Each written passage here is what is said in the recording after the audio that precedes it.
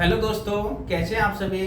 स्वागत है आपका हमारे YouTube चैनल नवाचार IAS अकेडमी में। दोस्तों, मैं चंद्रपाल यादव। जैसा कि आप देख रहे हैं स्क्रीन पे हमारे बोर्ड पे लिखा हुआ है कि नोटिफिकेशन SSC CGL 2022। दोस्तों, हम बहुत लंबी समय से इंतजार में लगे हुए थे कि SSC CGL का नोटिफिकेशन आने वाला है और एक उम्मीद के अनुसार देखा कि जैसे कि काफ़ी ढेर सारी वैकेंसी आई हैं। एक प्रकार से ये बम्पर वैकेंसी है, लगभग 20,000 पोस्ट हैं। 20,000 पोस्ट से ज़्यादा ही होंगी, कम नहीं हो सकती है यहाँ पे, तो लगभग में दे रखा है। तो जो नोटिफिकेशन है वो आपके लिए एक नए बदलाव के साथ में है, यानी इसमें SSC ने क्या बदलाव किए हैं उसकी आज हम चर्चा करेंगे। और क्या इसका एज लिमिट है, कितनी फीस रखी है, कब से फॉर्म शुरू होगा और कब इसका फॉर्म कब तक भरा जाएगा, करेंट डेट कौन सी है। तो इस आधार पर हम देखेंगे कि क्वालिफिकेशन क्या है, सब हम आज चर्चा करने वाले हैं और जानते हैं इसके बारे में कि इसमें नया बदलाव क्या आया है। पहले जो परीक्षा होती थी Tier 1, Tier 2, Tier 3, लगभग Tier 4 यानी 4 स्टेप में परीक्षा होती थी, वो आज नए पैटर्न के साथ में नया बदलाव लाए हैं और वो परीक्षा Tier 1 और Tier 2 में ही कंप्लीट कर दी जाएगी। और इन्होंने पैटर्न में भी थोड़ा सा, पैटर्न के साथ साथ सिलेबस में भी काफी बदलाव किया है कि पहले ओवरऑल कट ऑफ लगती थी, अब सेक्शन वाइज इनको क्या है, प्रत्येक व्यक्ति को यहाँ से पास करना होगा। तो चलिए यहाँ पे समझते हैं सबसे पहले कि एप्लीकेशन फॉर्म के बारे में जानते हैं कि इसकी विशेषताएं क्या हैं और ये आपके लिए कैसे लाभदायक हो सकता है, कौन कौन इसमें फॉर्म भर सकता है, उसकी हम चर्चा करते हैं। तो इसमें देखेंगे सबसे पहले जो नोटिफिकेशन आया है SSC की तरफ से, SSC CGL का मतलब होता है कंबाइंड ग्रेजुएशन लेवल। तो 2022 नया नोटिफिकेशन है। इसमें जो पोस्ट आई हैं लगभग वो 20,000 पोस्ट हैं, ये 20,000 पोस्ट आई हैं। और इसमें देखें एप्लीकेशन फॉर्म ये आ चुका है और 17 तारीख से स्टार्ट हो गया है फॉर्म भरना। 17 तारीख से स्टार्ट हो चुका है, 17/9/2022 से। और इसकी जो लास्ट डेट है वो 8 अक्टूबर 2022 तक ये लास्ट डेट है इसकी। उसके बाद में क्या है कि एक अगर किसी का फॉर्म गलत हो जाता है या किसी में कोई मिस्टेक हो जाती है तो उसके लिए एक 2 दिन विंडो खुलेगी, वो 12 और 13 अक्टूबर के लिए विंडो खुलेगी, जिसमें आप अपने फॉर्म को करेक्शन कर सकते हैं और उसकी फीस अलग से ली जाएगी। जो करेक्शन की फीस होती है उसकी फीस 200 रुपये निश्चित की गई है, वो अलग से ली जाएगी। एग्जाम डेट की हम बात करें तो एग्जाम डेट Tier 1 का मतलब होता है एक प्रकार से आप प्रीलिम्स एग्जाम भी इसको कह सकते हैं। तो Tier 1 यानी जो प्रथम एग्जाम है वो दिसंबर मंथ में होगा, दिसंबर मंथ में Tier 1, क्योंकि एग्जाम की जो बेस है वो कंप्यूटर बेस होता है, इसलिए एग्जाम ये कई दिन तक चलता है लगातार। तो दिसंबर के मंथ में होगा, ये डेट निश्चित है। बात करें हम फीस की, तो फीस की हम बात करें तो जनरल OBC EWS के लिए 100 रुपये फीस निश्चित की गई है और SC ST तथा PH कैंडिडेट के लिए इसमें कोई फीस नहीं है, 0 रुपये, यानी कोई फीस का इसमें प्रावधान नहीं रखा गया है। बाकी ऑल कैटेगरीज फीमेल, चाहे वो जनरल की हो, OBC की हो, EWS की हो, किसी भी कैटेगरी की फीमेल है, लड़की है तो वो उसके लिए भी 0 फीस यहाँ पे रखी गई है, कोई फीस नहीं रखी गई है उसके लिए। सिर्फ जो फीस जो रखी गई है जनरल OBC EWS ये बॉयज के लिए है, गर्ल्स के लिए नहीं है। अब बात करते हैं क्वालिफिकेशन की। तो क्वालिफिकेशन में क्या है, कंबाइंड ग्रेजुएशन लेवल है, इसका मतलब ये ग्रेजुएशन लेवल का है, ग्रेजुएट होना चाहिए, आप ग्रेजुएट पास होना चाहिए। ऐसा नहीं है कि आप ग्रेजुएट के लास्ट ईयर के एग्जाम दे रहे हैं, आप इसमें पास होना चाहिए। उसकी जो डेट निश्चित उन्होंने रखी है वो ये है, जो जब तक इसका लास्ट एग्जाम है वो फॉर्म भरा जाएगा, यानी कि 8 अक्टूबर 2022, 8 अक्टूबर 2022 से पहले आपका वो आ जाना चाहिए, आपका रिजल्ट आ जाना चाहिए, क्योंकि रिजल्ट की डेट कब इश्यू हुआ है उसकी जो फॉर्म भरा जाता है। तो एक रूप से कंप्लीट ग्रेजुएशन मांगा है इसमें। बात करते हैं हम एज लिमिट की। एज लिमिट की हम बात करते हैं यहाँ पे, तो एज लिमिट 1/1/2022 से 1/1/2022 से 18 वर्ष से कम नहीं होना चाहिए, 18 वर्ष से कम नहीं होना चाहिए। और इसमें बहुत सारी कैटेगरी, बहुत सारे पद हैं जिसके आधार पर लगभग 33-34 पद की कैटेगरी इसमें समाहित है। किसी के लिए कोई कैटेगरी है तो पोस्ट वाइज एज इसमें अलग अलग दे रखी है। लेकिन अगर ओवरऑल की हम बात करें तो 18 से 27 या 32 साल, 18 से 32 साल के एज में आप इसमें फॉर्म डाल सकते हैं। लेकिन एज में छूट का भी प्रावधान दे रखा है, उम्र में छूट का प्रावधान दे रखा है। वो क्या है? SC ST के लिए 5 साल की छूट का प्रावधान है, OBC के लिए 3 साल की छूट का प्रावधान है। अगर SC ST में अगर रिजर्वेशन वाला है, अनरिजर्व वाला है और PWD से आता है तो उसके लिए 10 साल की छूट का प्रावधान है। वही अगर PWD OBC वर्ग से है तो उसके लिए 13 साल की छूट का प्रावधान है। बाकी अगर इसमें देखा जाए तो एक्स सर्विसमैन, जो जैसे आर्मी वाले होते हैं, मिलिट्री वाले होते हैं, वो रिटायर होने के बाद में एक्स सर्विसमैन के लिए भी क्या है, 15 साल की छूट का इसमें प्रावधान रखा गया है। तो ये एक देखें यहाँ पे तो फीस का स्ट्रक्चर और ये सब हमारी एक बेसिक जानकारी है। अब देखते हैं इसमें बदलाव क्या किया गया है, नया पैटर्न किस प्रकार से इन्होंने डिजाइन किया है, हम उसकी चर्चा करते हैं। तो देखिए पहले जो एग्जाम होता था वो 3 टीयर में होता था, टीयर 1, टीयर 2 और टीयर 3 तथा टीयर 4 में जाके वाइवा वो होता था, इंटरव्यू होता था। तो यहाँ देखेंगे आप टीयर 3 एक प्रकार से गायब कर दिया है इन्होंने और टीयर 2 और टीयर 1 ही में ही है फ्रेम को डिजाइन वो किया है, डिजाइन किया है। अब यहाँ देखेंगे कि टीयर 1 एग्जाम पैटर्न देखेंगे। टीयर 1 क्या है? CBT मतलब कंप्यूटर बेस्ड टेस्ट है ये, यानी जो परीक्षा होगी वो कंप्यूटर पर होगी और उसी के आधार पर होगी। टीयर 1 में कितने नंबर का है? तो टीयर 1 200 मार्क का है, 200 अंकों का आता है जिसमें 100 क्वेश्चन होते हैं। बाकी टीयर 2 ये अगला स्टेप है, यानी इसको एक प्रकार से प्रीलिम्स टेस्ट भी बोल सकते हैं टीयर 1 के लिए। तो उसमें सिर्फ एक ही पेपर है, यानी टीयर 1 में सिर्फ एक ही पेपर है, वो ये है। यहाँ पे देखेंगे इसका सिलेबस क्या है। तो जनरल इंटेलिजेंस एंड रीजनिंग यानी तर्क शक्ति, सामान्य तर्क शक्ति से संबंधित 25 क्वेश्चन यहाँ से पूछे जाएंगे। 100 क्वेश्चन है और 4 सेक्शन में डिवाइड है। बाकी देखेंगे जनरल अवेयरनेस का मतलब होता है सामान्य जागरूकता सामान्य जागरूकता से भी 25 क्वेश्चन यहाँ से पूछे जाएंगे। बाकी यहाँ पे देखें क्वांटिटेटिव एप्टीट्यूड से 25 क्वेश्चन पूछे जाएंगे, यानी कि गणित से यहाँ पे मैथ से भी 25 क्वेश्चन का प्रावधान रखा गया है। बाकी इंग्लिश देखें, इंग्लिश कॉम्प्रिहेंशन से भी 25 क्वेश्चन पूछे जाएंगे। सबसे बड़ी बात यह है कि ये जो क्वेश्चन का फॉर्म होगा वो ऑब्जेक्टिव टाइप होगा, यानी मल्टीपल चॉइस के क्वेश्चन होंगे। और यहाँ पे समय जो दिया जाएगा टीयर 1 के लिए 1 घंटे का प्रावधान है। 1 घंटे में 100 क्वेश्चन आपको करने होंगे। और जो एक प्रकार से दृष्टिबाधित लोग होते हैं उनके लिए 20 मिनट का एक्स्ट्रा समय का प्रावधान इसमें रखा गया है। बात करें नेगेटिव मार्किंग की, तो नेगेटिव मार्किंग में यहाँ पे देखेंगे नेगेटिव मार्किंग का प्रावधान है 1/4, यानी 2 नंबर का एक प्रश्न है तो उसके लिए आधा अंक इसमें से काट लिया जाएगा एक गलत आंसर पे। तो 1/4 यानी कि 0.5 अंक का प्रावधान इसमें है नेगेटिव मार्किंग का।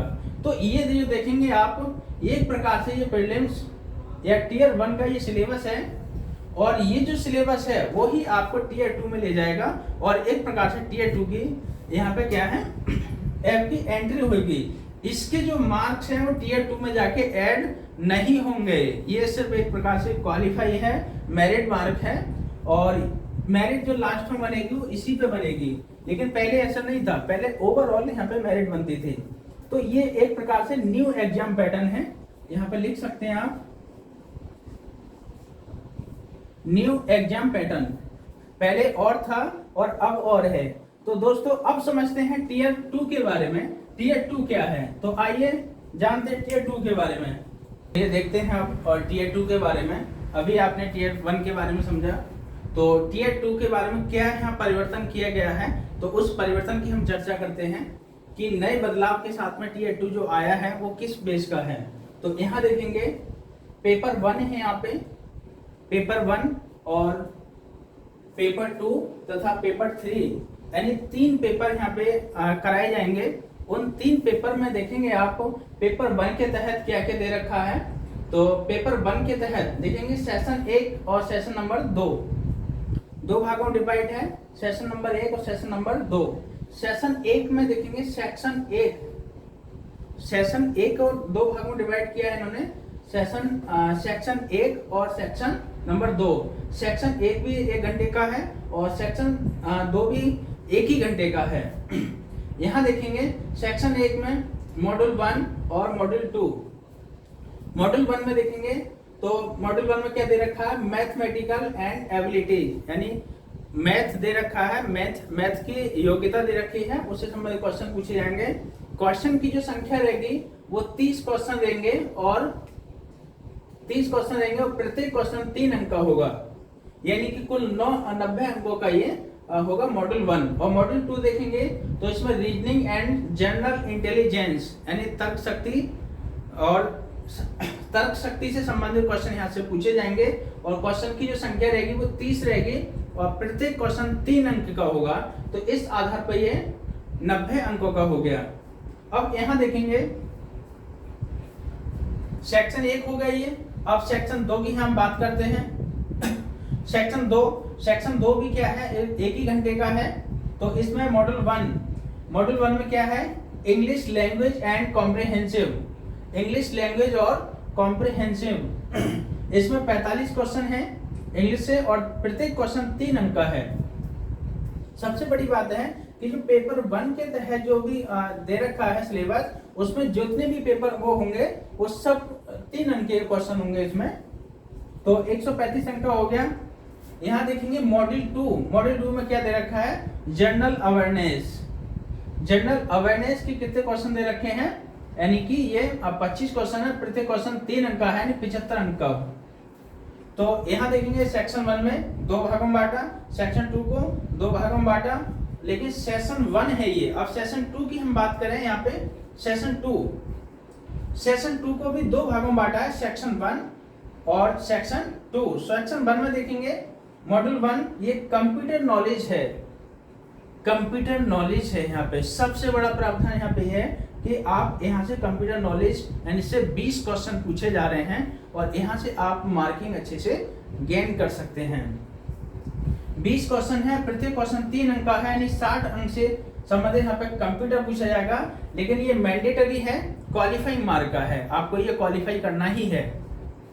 दूसरी बात देखेंगे सेक्शन 2 में मॉड्यूल 1 ये डाटा एंट्री से संबंधित है और ये 1 डाटा एंट्री टास्क होगा, जिसमें ये 15 मिनट का है, जिसमें टाइपिंग आपसे कराई जाएगी और ये कंप्यूटर सेक्शन भी क्या है 15 मिनट का है। तो सेशन नंबर 2 अलग है। अब यहाँ आप देख रहे हैं कि इसमें क्या परिवर्तन किया है कि पहले क्या था कि आप ओवरऑल से 1 मेरिट बन जाती थी और आपको क्वालिफाई कर जाते थे, लेकिन अब परिवर्तन ये किया है यहाँ पे कि आपको प्रत्येक मॉड्यूल से आपको पास होना होगा। आपको अगर मैथ नहीं आता है, उसमें फेल है तो आप फेल माने जाएंगे, आपको मैथ से भी पास होना होगा और रीजनिंग और इस हर चीज से इसमें आपको बराबर सेक्शन से आपको हर सेक्शन में पास होना पड़ेगा, यानी प्रत्येक मॉड्यूल से आपको यहाँ पे पास होना पड़ेगा। तो ये नया परिवर्तन है यहाँ पे। और ये जो प्रत्येक यहाँ पे क्वेश्चन होगा वो 3 अंक का होगा। तो ये जो एक शिफ्ट में भी हो सकता है या एक डे में भी हो सकता है, वो शेड्यूल के अनुसार होगा। ये निश्चित नहीं है कि इसकी पहले से कि कैसे होगा, लेकिन पेपर 1 एक बार में हो सकता है। बाकी हम बात करें यहाँ पे डाटा एंट्री में आपने देखा 15 मिनट का समय है, इसमें 15 मिनट और कंप्यूटर नॉलेज से संबंधित भी 15 मिनट का यहाँ समय दिया गया है, लेकिन जो दृष्टिबाधित होते हैं उनको 5 मिनट एक्स्ट्रा समय दिया जाता है। अब हम बात करते हैं पेपर 2 में। तो पेपर 2 में स्टैटिक्स के जो सांख्यिकी आंकड़े होते हैं उससे संबंधित क्वेश्चन पूछे जाते हैं। 100 क्वेश्चन पूछे जाते हैं और प्रत्येक क्वेश्चन 2 अंक का होता है, तो 200 अंक का मार्क हो गया, 200 अंकों का पेपर हो गया और 2 घंटे का इसमें टाइम ड्यूरेशन हो गया। पेपर 3 की बात करें, देखिए 3 पेपर हैं टीयर 2 में। टीयर 2 के अंतर्गत 3 पेपर हैं, पेपर 1, पेपर 2 और पेपर 3। तो ये पेपर 3 क्या है, जनरल स्टडी से संबंधित है, जिसमें फाइनेंस और इकोनॉमी सेक्शन ज्यादा पूछा जाएगा, फाइनेंस और इकोनॉमी सेक्शन। तो इसमें 100 क्वेश्चन आएंगे और प्रत्येक क्वेश्चन 2 अंक का होगा, तो 200 अंक का हो गया। इसका भी टाइम ड्यूरेशन 2 घंटे का है। अब यहाँ देखेंगे, देखिए पहला जो पेपर था आपने टीयर 1 के तहत पढ़ा, उसकी मेरिट नहीं बनेगी, वो मेरिट बनेगी, लेकिन इसमें वो नंबर ऐड नहीं होंगे, उसकी मेरिट अलग बनेगी और इसकी मेरिट अलग बनेगी। और इसी के आधार पर मेरिट लिस्ट ओनली टीयर 2 के आधार पर ही बनेगी। वो सिर्फ क्वालिफाई है, उसमें एंट्री मिलेगी आपको टीयर 1 से, लेकिन टीयर 2 के आधार पर ही मेरिट लिस्ट बनेगी। अब देखते हैं कि ये जो पेपर है वो JSO यानी जूनियर स्टैटिस्टिकल ऑफिसर के लिए होगा। जो पद जूनियर स्टैटिस्टिकल ऑफिसर के से संबंधित जो भी व्यक्ति या फॉर्म फिल करेगा, उसके लिए ये पोस्ट है, यानी ये पेपर आप देना पड़ेगा। और पहला पेपर सबके लिए कंपलसरी है। ये जो पेपर है वो सभी पोस्टों के लिए कंपलसरी है। बाकी ये जो पेपर हैं वो एक पोस्ट वाइज डिजाइन किए गए हैं। अगर आप वित्त विभाग से संबंधित आप पेपर देंगे या JSO जूनियर स्टैटिस्टिकल ऑफिसर से संबंधित पेपर देंगे, तो आपको ये पेपर देना कंपलसरी है। यानी ये तो पेपर आप देंगे, पेपर 1 तो देंगे, पेपर 2 भी आपको देना पड़ेगा। और पेपर 3 पेपर आप वही कैंडिडेट देंगे जो असिस्टेंट ऑडिट ऑफिसर से संबंधित होंगे या अकाउंट ऑडिट ऑफिसर से संबंधित पदों को फिल करेंगे, फॉर्म भरेंगे, उसी के लिए पेपर 3 डिजाइन किया गया है। तो यहाँ देखिए डिजाइन, यहाँ पे नया परिवर्तन यहाँ ये किया गया है कि पहले जो परीक्षा होती थी वो टीयर 3 टीयरों में होती थी, वो अब क्या है 2 टीयर में ही इसको कंडक्ट कराया जाएगा। बाकी यहाँ पे देखेंगे ये जो पेपर है पेपर 1 वो सभी के लिए कंपलसरी है, सभी को करना पड़ेगा। बाकी जो पेपर 2 और पेपर 3 हैं वो पोस्ट वाइज डिजाइन किए गए हैं और उसी के आधार पर पूरी मेरिट बनेगी, जो टीयर 2 के आधार पर ही यहाँ पे पूरी मेरिट बनेगी।